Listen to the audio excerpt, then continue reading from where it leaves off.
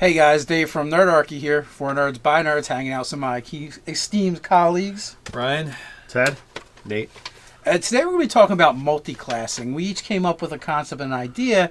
Exile72 had left in a comment on one of our videos that he would like us to basically come up with a multiclass concept and build up to like level 10. And he was just curious how we would do it and what we'd come up with. And this is multiclassing in Dungeons & Dragons 5th edition. Correct. Right.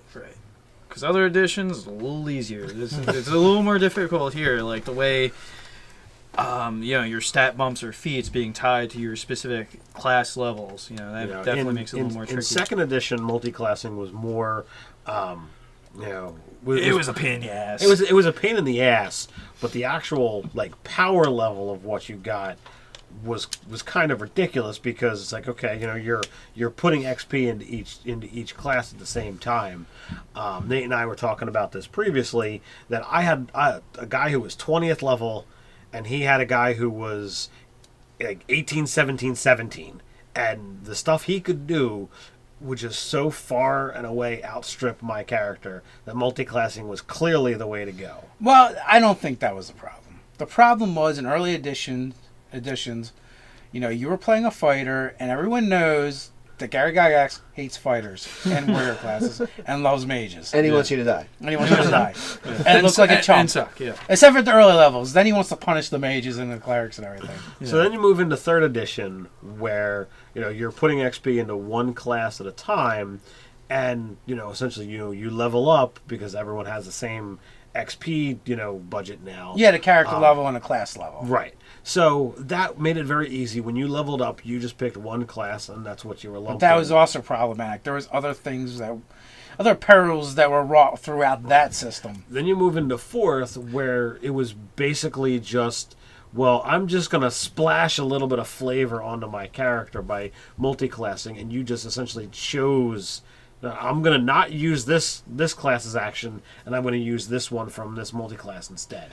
Well, do we want to talk, because you didn't really delve into the problem of 3rd edition, was basically you only needed like 1 or 2 levels of everything, and you got all the awesome stuff of those. So you could just front load. You loot the class, move on to the next class, loot that class, and then it's just like you're like a Viking pillaging classes. Yeah, that's right. You could do that. I mean, I actually at one point in time built I made a 13th level character, and he had all the core classes. 1 rage, take a level barbarian.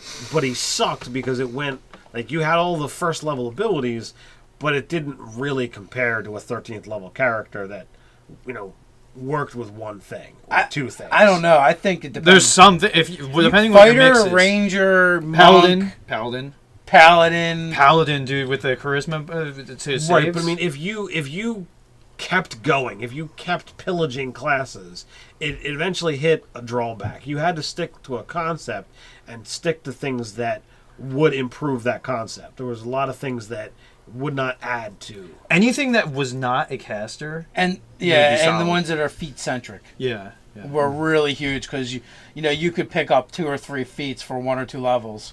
Right. So then we move into 5th edition, where we now have a whole new dynamic to look at. You still have a character level, but there is no character level chart that gives you bonuses and abilities there is, but it only affects one thing in the game. Your proficiency bonus. But it's not like your stat bumps or feats, which are now one and the same ability, aren't linked to your character level. You have to get them. Although there is one interesting place where that changes. Cantrips. I believe cantrips are based off your character level and not your caster level. Really? So they keep scaling even if you only take 1 level wizard. Oh, you mean the actual damage die? Yeah. Yes. Which is nice. Yeah. Well, because otherwise it'd be so obsolete. A completely useless ability later. Yeah. So, let's actually break down. Let's first go across. Say what we all built. I made a fighter paladin. I went human noble with the knight variant. I come to you guys with the Exile, Sorcerer, Druid, human, Outlander. You had to all one of us with having a name. Yeah. Heaven. Yeah, I built a half elf Paladin 6, Warlock 4. So Paladin on the one hand, he's lawful good. Warlock on the other, I took the Fiend Pact. So I'll get into that in a little bit. And what did you make, Nate? Oh, you already said yours. I did. I'm like waiting to go on a line. Nope. No, I broke that line. I had a fighter cleric, Tempest cleric, and I played him in the one-shot meat grinder, and I can't remember his first name, but it's Tesla's son. It was his last name. Tesla. He's got some Tesla in there. He was he's like a seafaring Viking that eventually turned into like nomadic wanderers. Did you go with the sailor background? I didn't because his ancestors were sailors. He's like a Viking that turned into a nomad. They're chasing the Great Storm. So is that Outlander? Yes. Okay. Which really is a nice background. It is a nice background. It's a good like background all around. A lot of the backgrounds really, offer a lot of meat. And for the one shot, I did just straight 7th level because that's what it was for Tempest Cleric. But when I reskinned him as a multiclass character, I wanted him to have a little more fighting oomph. So I actually took 6 levels in fighter and went with, and then basically I was just going to continue on past 10th with Tempest Cleric level. So he's only weak caster, but like headed in that direction. So probably like 2 levels in fighter for every 1 level in cleric I was taking. Until I get to the 6 for fighter, gets you the extra attack and the extra bump, and Nice. And then going with cleric the rest of the way. Well, I using fighter, I kind of had that feel as well. I made a human noble. His kind of backstory was like he knew how to fight, but he wasn't doing anything worthwhile for his house.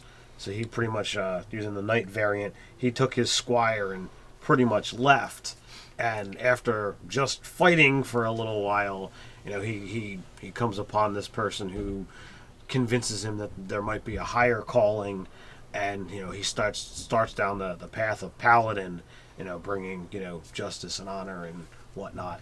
Law to the lawless. Basically. Oh wait a minute, that's a Yeah. mental stretch. I was gonna go with something with like the American way. So the concept here was I took 6 levels of fighter to get to that second stat bump, and added the 4 levels of paladin. He stays fight all the way. By choosing fighter and paladin, he winds up getting multiple multiple fighting style choices. By being human, he gets essentially access to 4 stat bumps or feats, however he chooses to do it. I went with heavy armor master and great weapon fighter. I seriously considered savage attacker to get the serious hurt on the damage, but chose that I'd rather have, because I didn't roll anything. I went with a basic stat array and just the given hit points of 6 per level, just so that it wasn't any randomness involved. This character could be played by anyone using the right out of the book. So he actually winds up with a decent strength, 18 strength, 14 con, 17 charisma. So there's a lot to actually work with here, and then he's just got a ton of combat abilities. I know we talked about this off camera about what archetype he should go for fighter.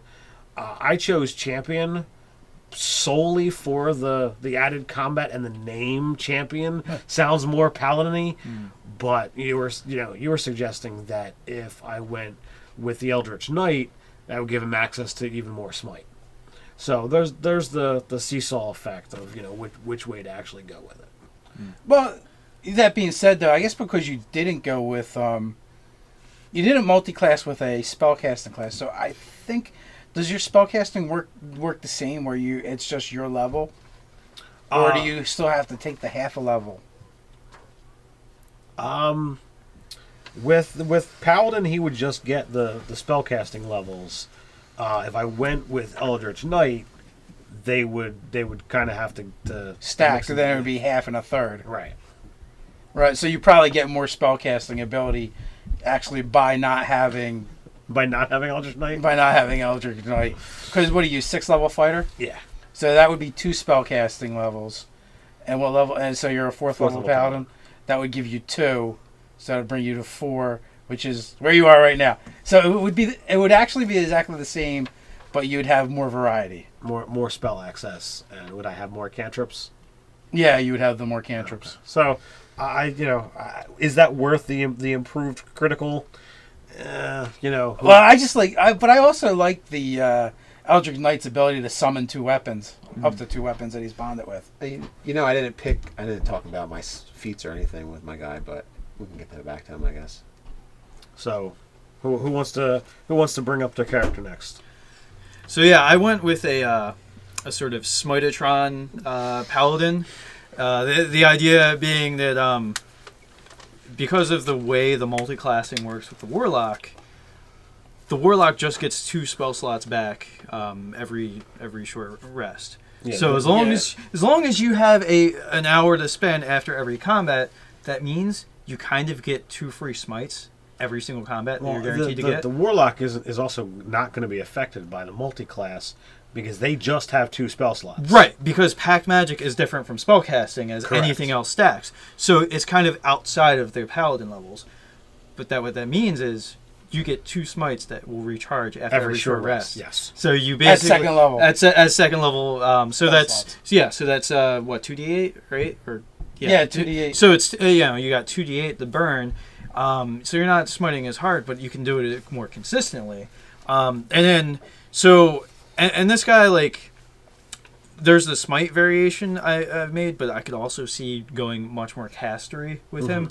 But for the smite version, I did take a couple of feats. I took Savage Attacker and Great Weapon Master, and then also for Paladin, I went the route of the Great Weapon Fighter with a Greatsword. So that means his average damage is going to be way up because he gets the reroll. The Great Weapon Master allows, or the Great Weapon fighting style allows you to reroll your 1s and 2s. Right, with the Greatsword, so your average damage output is super nice. Then the Savage Attacker feat is you get to roll 2 sets of weapon die and choose the higher one once per round. So you're going to add, and if you get a 1 or 2 in there, you get to reroll those. Yep. So your sets of dice are going to just be higher in general. And then Great Weapon Master, you can take a -5 to get a +10 on damage. So, well, when you use the Paladin's channel ability, I went the Oath of Devotion. So he's got a 16 charisma for a +3. So he's only at a net of the -2 from using the Great Weapon Master when he's channeling. Oh, wait a minute. Did you say you took Savage Attack? Savage Attacker. Which lets you have advantage? No. You get to roll damage twice. You get to roll damage twice. There's nothing that one- gives me advantage. Once a round, you can roll your damage and then roll damage a second time. I'm thinking of the Reckless Attack Yeah. feature, Yeah, And then you choose the better of the 2 damage totals, and that's the one you actually deal. Right. So, so you get to stack that +10 on your damage on dice is going to be pretty high. You're going to be smiting, so you're getting extra damage dice. And then I also took the Pact of the Fiend, which is going to if you drop that guy, you're going to go get more hit points back. My oath, I took the Fiendish Vigor, which means pretty much going into every single combat, you're going to have temporary hit points because you get to drop False Life on yourself going into every single encounter. Oh, your invocation? Yeah, for the invocations. That's a good build. Yeah. So it's pretty solid. And to actually, like, give it some fluff, I mean, background-wise, I went Entertainer, but actually what I was thinking more so is he's a barrister, like an old-timey lawyer. And the way he got his Warlock Pact is he tricked a fiend, or he like lawyered a fiend into like binding to him, like to like giving him power. So like he's like an agent of good that like exploited a contract or a loophole with a devil, and he's got like an imp. We were talking about this, and I was like, you should so give him a musical instrument. It should be a fiddle. I did take the fiddle under the Entertainer, but like all this sort of charisma-y based things, like he's got persuasion and this and that, like. Because, and like being a good orator, that's definitely a performance. So I figured that was fitting. I think that would actually be that actually might be the merchant background though. For being a lawyer, really? or not the merchant, the guild Artisan. Yeah, guild artisan, because it also has a merchant optional or variant. I could so see that doing that with a barrister as well. Yeah, yeah. I mean, Because it's profession. It's like a profession. but also all these things like you really get to swap out like this. Like I can swap out the skills or whatever. So and because he's a half elf, he's got a ton of skills. Like he's got what is it? 1, 2, 3, 4, 5, 6. He's got 6 skills as like a martial / castery character. So he turned out pretty sweet, and it's something I would definitely play. His other invocation, I took Agonizing Blast, so this way I have a nice range option because it's like high damage dice. I'm getting my charisma to deal damage with that. I split between having a 16 strength and a 16 charisma. So this way, like he's pretty well ranged. I definitely went to level 6 on the paladin because that's when you start to get your charisma mod as your saving throw bonus and stuff. Which is really good. Yeah, exactly. And the other potential build the other route I would have went with this guy, if I went more castery, is friggin' just give him like the minimum strength you need to slap on full plate. Which is what, a 13, a 15, something like that. Yeah. So and then just bum rush having a 20 charisma. And like my invocations would be just super make them super castery. Maybe take the one take Devil Sight and be the paladin that fights from the darkness. Right, yeah, exactly. Well, no, I mean, but that would be if I went the charisma route, hurling spells from afar. Like this guy wants to go run up and mix it up, but if I did the caster route, it's just like nope, I'm slinging spells from the back. Yeah, but I so love the Devil Sight combined with darkness. Whether you drop it on them or you drop it on yourself, well, I mean, it still gives you total concealment. And I absolutely could have done that too. Still, instead of Agonizing Blast, taken Devil Sight and done that. But yeah, as far as spells, I gave them all like things like Mirror Image, Hellish Rebuke, Arms of Hadar, which is like people hit you, or no, that actually Arms of Hadar is just. You get clustered with guys, and you just launch a spell that just like hurts everybody around you. So if you're kind of surrounded, it's nice to just drop 3d6 on everybody around you. So but that's the build. So he's super utilitarian as he is now. Nice, I like it. I'm really digging it. It's like I think I want to play that character. Yeah, as do I. Well, I went with Lump to Exile, and my concept for the character was a sorcerer that is like a tribal nomad that gets exiled when his sorcerer powers start to kind of manifest. They're like, oh, you gotta go. So they're trying to like stone him and stuff. From the fluff in the background. So and then he's off living in the woods by himself, or living in the mountains by himself. So he has to learn to live off the land, and he actually becomes a druid. So, but from the crunch and the mechanic aspect, I went with the Draconic Heritage and a Druid of the Land because I wanted him to be a spellcaster. Okay. And once I decided to go the Draconic Heritage, I'm like, well, so I don't want something that has access to armor because I thought about doing a cleric because I'm like, well, he's already kind of where he is armor. Mm-hmm. So I was like, what can I do? And I'm like, you know what? I'm going to go Druid. And by going Druid, especially of the land, Circle of the Land, you just get so much spellcasting ability. Indeed. Early on, one of the concepts was to go, all right, I like the Sorcerer fluff, and I like the Sorcerer thematically, but the problem is they don't get enough spells and they kind of suck. So how do I fix this, right? Well, if you take 2 spellcasters and smash them together, they get the full amount of spells. I've actually got 4th and 5th level spell slots, but I have no actual spells in them. And as a druid, I was able to get Lightning Bolt as one of my one of the Circle of the Land spells. I mean, I've got 9 cantrips. Wow. I can do damage of like almost any type with a cantrip. Once I get another level of sorcerer, you'll get another one. No. What'll happen is he'll get the ability to add his Draconic Courage energy type as his charisma modifier for damage. So I went Red Dragon with that. So you can do fire and lightning or something. Yeah. I think what was your level split? 5/5. Now, why did you choose 5/5 rather than like a 6/4? Lots of sweet things happen at 6th level. So let's. Yeah, I guess I wanted to access the 3rd level spells on both of them. Okay. That was a key factor. Keeping my level high in Druid actually gave me access to more spells. Okay. Because of the Circle of the Land feature. It's kind of like domains from the Cleric. Right. Where you automatically add 2 at certain levels. Which one of those 2 was Lightning Well, Bolt. lightning bolt, yeah.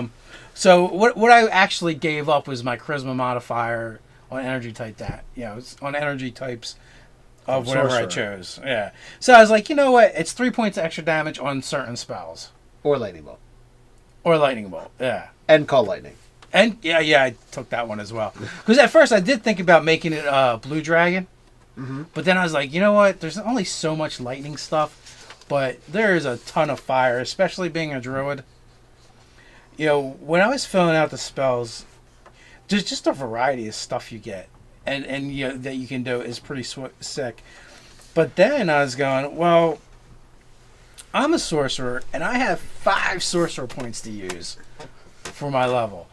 What I did is I took Twin Spell, and I took Distant. I like Distant. You can make touch attacks and the ranged attacks. Or, I don't know, what is it, 15-foot square on Thunderwave? Yeah. Yeah, let's make it 30. Nice. Burning Hands would have worked really nice with that as well, because I believe it's a 10-foot arc, which would have made it a 20-foot arc. Wait, one distance spell? Yeah, Isn't it just you make it a further distance away from you? it doubles the range of the spell. the range, not the radius that's affecting. Like it Those moves spells are listing under Yeah. the range. Is that right? Isn't that how it's listed? It's so distance spell. It pushes it its point of origin further out, but I don't think it encompasses a larger radius. But for those the spells attack. on the range, they don't list. They a point of specifically origin. go You're from the, you until the end. Yeah, So if you're you the increase point the of range origin. of it, you're basically maximizing. Wow, that's kind of nasty now. It says self parentheses 15-foot cube. So I think it would be like now you can do it 5-10 feet away. Ranged 15-foot cube. Yeah. basically. So, but even still, that's really good because there's a lot of times that you don't want to get in. Yeah, you don't want in to be their up, face. up on that. Thunder wave from about 15 feet away, 10 feet away is good. Well, 30 feet away. 30 feet away. Because I think that's what it is. If it's a touch spell, then the range goes to 30 foot. Okay, so then I would list that as, you'd be able to put a 15-foot cube 30 feet away. Wherever you wanted it. So I think that's Utilitarian. Yeah, and nice. Because one of the problems with Twin Spell, which everyone loves, the problem with Twin Spell is it's got to affect one creature, and it's a sorcerer point for every level of the spell. Yeah, that was great. Now I'm done for the day. I need a cigarette. Well, that's the problem. I'm with Sorcerer, the best thing about their class features with the Sorcerer points is you don't get them back for a short rest, right? And Burning Hands is Until, exactly like, the same as well. Right. 20 Okay. So- They saw me coming again.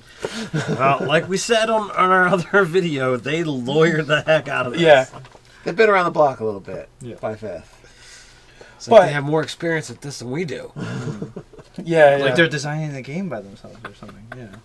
That's right. But not only that, from the Druid, natural recovery, which is basically the same thing the Wizard gets. So you get spells back after a short rest, which I like that. Wild Shape, I figured that is more like a Utilitarian. that word, kind of feature because you take things with the swim speed, climb speed, you can basically get around. And thematically, I just kind of liked it. Hit points. What about the thing with the twin spell that was kind of an epiphany to you and me when you were talking about it? Like Okay, the idea of using it on things that aren't sorcery spells or that's or just non-attack. it. Being able to use my sorcerer points on the Druid spells in addition to the sorcerer spells is nice. But then so spells known. Let's look at my first level. I've got things like Cure Wounds, Healing Word That you can twin. that you can twin. So you can double up on your healing. That's nice. So you use one sorcerer point and a bonus action and a first level spell slot, and you're healing 2 people from 30 feet away. Yes. Yeah, and how many? We've had those times where you got more than one person that's dropped. You know? Yes, I've had to make that call. Yeah, it's very very stressful. Now, Or the third level spell haste, drop it on 2 people at once. with your font of magic, the flexible casting, you can take, because you're multiclass, you can take levels and sack them for meta magic points, basically the sorcerer's points, right? Yes. So Okay. you have that availability. I mean, you could twin spell something, and yeah, you just burned all your sorcerer's points. But that 5th level spell slot that you don't have a spell for, You could burn You that could- for you could sorcery burn that points. for Yeah, points. Absolutely. Well, or bump a spell up. Well, that's true as well. So yeah, so those are definitely not useless. Oh. I went human, and I did it for the feats. It's all about the feats. How many feats. how many feats did you wind up taking? I ended up taking 2. I took observant and resilient. I have a 22 passive perception check Because of observant. because of observant, and it also gave me a bump to a mental stat. Okay. Which is what I was looking for. And then I took resilient, and I had an odd stat in dexterity that I wanted to bump up, and that gave me. So now I have charisma, constitution, and dexterity as my good saves, as my the Nice. saves I'm proficient in. So all in all, I think this would be a fun character to play. I ended up with 5 languages. Nice. And you know what? I might even be missing one, to be honest with you. Well, you get 2 for being human.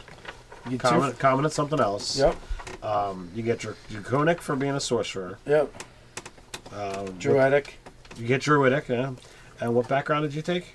And Outlander, I got 1. So yeah, I got them all. So 5 languages, and then I got 5 skills. So, all in all, I just like the combination because you get to do a lot of stuff, and that's one of the cool things about human as well. Right. Is building off of that. So, yeah, I would play this character for sure. Yeah, it's definitely a good build. So now we need like a one shot to give these guys a chance demo, to do some play. Oh yeah, since I mentioned my feats earlier, I took the heavy armor mastery, so you got the DR3. I took shield mastery because he fights with longsword and axe and shield. For my maneuver, I think it's maneuver, I took protection so that you can give basically For your fighting style. Yeah, fighting style so disadvantage against people, like if someone's getting attacked. Right. You can interpose yourself essentially. Yeah. And make them have And disadvantage. since for 10th, I think I get one at first, and then fighter at 6th level gives me 2. You get, if you're human, it's one at first, 1 at 4th, 1 at 6th, Yeah. and then a cleric at level I get 4. at level 4 I get so, one. I would have took the stat bump for one of them because I just my stats weren't, because I need I've got the strength, I've got the con, and I've got the wisdom. Kind of wanted to not have too many like 8s. It takes time building them up over time. So I took heavy weapon fighting, heavy armor mastery, shield mastery, and I took sentinel, I believe. Okay. So kind of really good at protection in general, and he's got like a 20-something armor class without Shield of Faith on, so Very nice. he's gonna be rocking it. The shield mastery is pretty nice. It's almost like getting extra proficiencies in saving throws. Yes, Yeah. yes, and with a bad dex, it's really nice to have that shield proficiency there. Well, and not only that, you can smack someone in the face with it. Yeah, it's A lot. overall Those it's are- overall good. If you're using a shield, it's definitely something to put on your radar. This particular character, he went straight greatsword just for sheer slaying power. But I honestly considered dropping the weapon down and picking up a shield. Yeah. So his fighting style, he took great weapon fighting and defensive to get the extra plus to armor class. Since he's not using a shield. Because of low level pluses in 5th edition, I just feel like having an extra high armor class is fantastic. Oh, absolutely. Yeah. Especially if I've played one character with not such a high armor class and been hit so many times, it's like, Yeah, and if I did the castery iteration of this guy, he would definitely have the shield and not be concerned about dealing as much damage. Yeah, like I would have taken the protection for the +1 to AC. Yeah, like because he doesn't care, he's not going to hit you. He's going to ping you with things from Eldritch Blast from far away. So. Yeah, well, that's one of the things that be said for not being there. where the attacks are happening. Right. And with this character, that's kind of what I would have gone with as well. Staying out of harm's way So and raining death from afar. I don't know what your guys' experiences, were through the creation process. Typically before doing this, like my gut reaction on 5th edition is, it's trying to persuade you to not multi-class. But here we've made 4 really interesting and unique character options that all seem viable, playable, and make me want to say, make me rethink that perspective. What do you guys? There's a big benefit to doing single class, and it's evident when you look at the different classes and their bumps as they go up. But they really didn't hamper the multi-class spell casting like it's been done before. Been done before. So I feel like because you can bump up spells, you can take Magic Mission and be like, well, I have this 5th level spell slot. I'm going to really slam somebody with this bumped up 1st level, 2nd level spell. Or even like a lightning bolt, like with your guy going from a 3rd to a 5th level slot. So I see that as they didn't really do it as bad or as hard to the casters as in previous editions for multiclassing. So if you want to be a spellcaster guy and you want 2 sets of spells, like Druid, Sorcerer, or caster is kind of awesome, actually. Yeah, it's really when you veer Cleric, off of that you get kind of boned, really. Wizard, Cleric, you've got the variety and the real power things like dealing damage that's bumpable, spell levels, and healing that's bumped up. You can bump up high. You don't really lose an advantage in that sense, except you don't get those higher level spell slots. Well, I mean, if you power wise, you don't get the spell access. When you really want to be nasty about it, you do think 2 classes that have the same power stat, so you just worry about having that high Druid, stat. Cleric. Yeah, well, Druid, Cleric, Druid, Cleric, or Sorcerer, Warlock, or something like that. Like things like or Bard or whatever. But like, Sorcerer, Bard with with anything. Yeah, school of lore, is it? Yeah, College of Lore, because you get all this casting, then you get the Sorcerer meta magic points to start to spend on things. That'd be a good and you have combo. the versatility of any spell you could possibly want as being a bard. So, well, going the other way, the College of Valor isn't horrible. I mean, you can slather on medium armor and a shield as well. Yeah. And you get the spell level still. Yeah, you get the casting, but you really get the expanded casting on the College of Well, I mean, you've got the whole other class to expand your spell capacity, so... Yeah. Sorcerer, Bard. Sorcerer, Not so Bard much. with the College of Valor, I think that would be a really good... you get Fighter for free, kind of. I just feel like the multi-classing isn't as obvious with things. Like the whole the idea of this rechargeable smite, I really had to put that together and think about it. It's definitely a fantastic concept. I really like it. Yeah. So so if you needle through the book and find those things that mesh and work well together, I think you can make some really fantastic character options. I think, well, for my build, a couple more levels and there's some really fun options like Spell Sniper, because I need more cantrips. I don't have enough as it is, and and just automatically doubling the range in your spells is pretty sweet. Or or Elemental Adept and going, you know what? Yeah, I know you're a red dragon, but I'm going to set you on fire anyway. And it's still going to hurt. Yeah. So there's definitely cool things to be done with Actually, it. how is that going to have to hurt the ego of the red dragon? Man, I'm supposed to be immune to this shit, and they're just infuegoing me. What the fuck? Well, in 5th edition, I don't think they're immune anymore. I think they should just have resistance. Yeah. But that's just going to hurt your self-esteem. It's got to hurt the pride, and dragons don't like their prides being hurt. Yeah, so he's going to want to kill you even deader when he catches up to you. That's right. So the hardest thing about multi-class in this edition, it requires a lot more thought than previous editions. Yes. You have to plan it. You have to think about it. You're going to need more stats. I mean, for this character, I went with a point buy, which wasn't very far off from the point array. Yeah, I did already to keep it simple.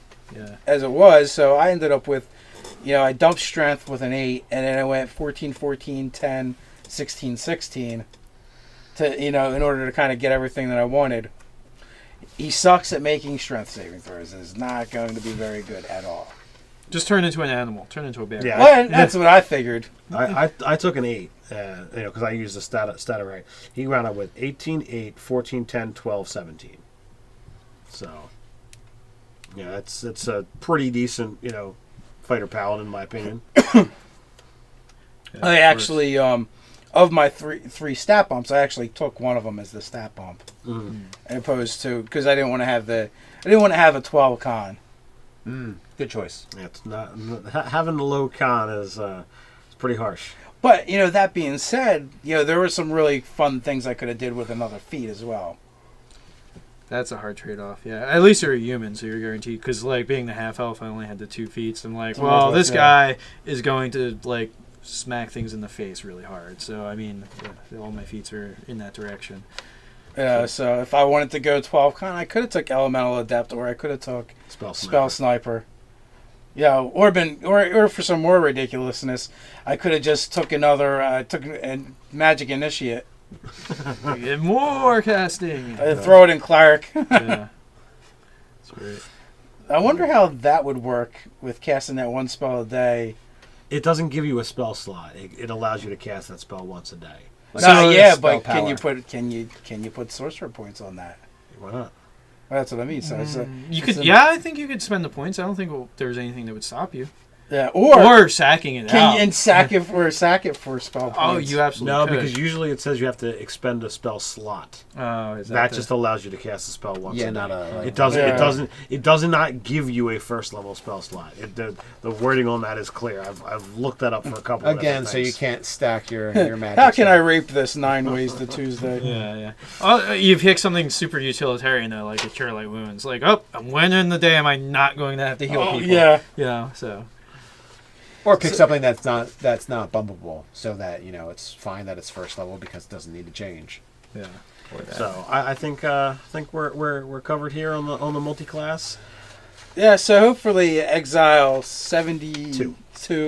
We covered your multi-class for you.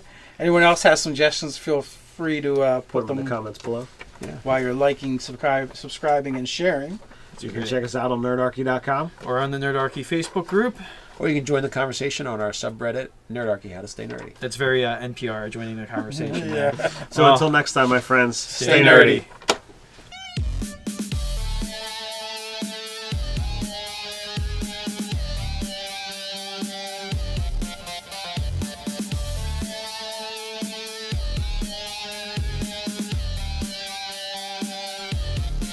Stuff of those, so you could just front load loot the class, move on to the next class, loot that class, and then it's just like like a Viking pillaging classes. Yeah, that's right. You could do that. I mean, I actually at one point in time built I made a 13th level character, and he had all the core classes. One rage, take a level Barbarian.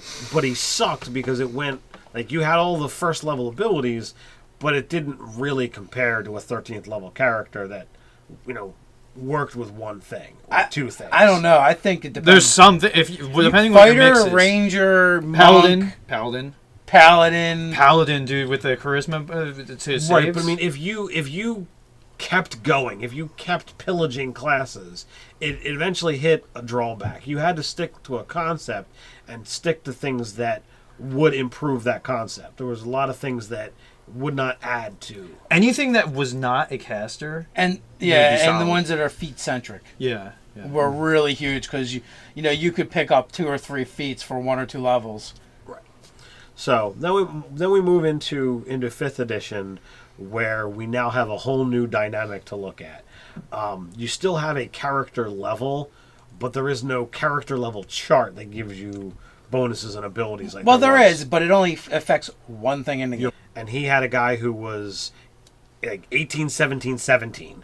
And the stuff he could do would just so far and away outstrip my character that multiclassing was clearly the way to go. Well, I don't think that was the problem. The problem was in early editions, you were playing a fighter, and everyone knows that Gary Gygax hates fighters and warrior classes and loves mages. And he wants you to die. And it looks like a chump. And suck, yeah. Except for the early levels. Then he wants to punish the mages and the clerics and everything. Yeah. So then you move into 3rd edition, where you're putting XP into one class at a time, and essentially you level up because everyone has the same XP budget now. Yeah, the character level and a class level. Right. So that made it very easy. When you leveled up, you just picked one class, and that's what you were lumped But that in. was also problematic. There was other perils that were wrought throughout that system. Then you move into fourth, where it was basically just, well, I'm just going to splash a little bit of flavor onto my character by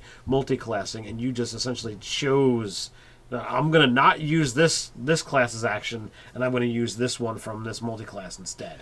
Well, do we want to talk, because you didn't really delve into the problem of 3rd edition, was basically you only needed like 1 or 2 levels of everything, and you got all the awesome. What did you make, Nate? Oh, you already said yours. I did. I'm like waiting to go on a line. Nope. No, I broke that line. I had a fighter cleric, Tempest cleric, and I played him in the one-shot meat grinder, and I can't remember his first name, but it's Tesla's son.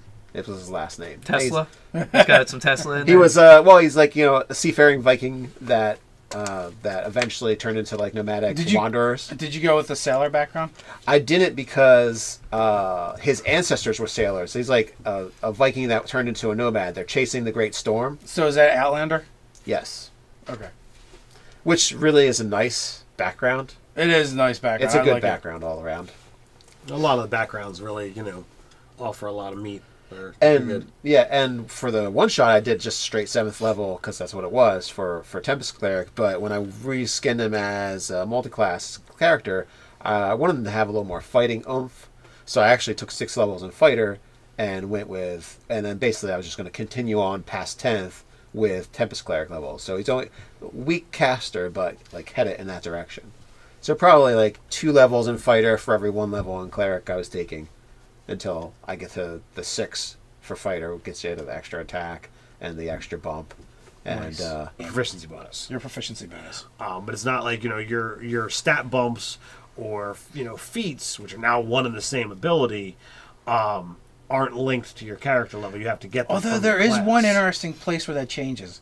Cantrips. I believe cantrips are based off your character level and not your caster level. really. So, they keep scaling even if you only take like 1 level wizard. Oh, you mean the actual damage die? Yeah. Yes. Which is nice. Yeah. Well, because it's kind otherwise of it'd be so a obsolete. completely useless ability later. Yeah. So, let's actually break down. Let's first go across. Say what we all built. I made a fighter paladin. I went human noble with the knight variant. I come to you guys with the Exile, Sorcerer Druid, human Outlander. You had to like all one of us with having a name. Yeah. Heaven and Yeah, so I built a half elf paladin 6 warlock 4. So paladin on the one hand, he's lawful good. Warlock on the other, I took the fiend pact. So I'll get into that in a little bit. And what?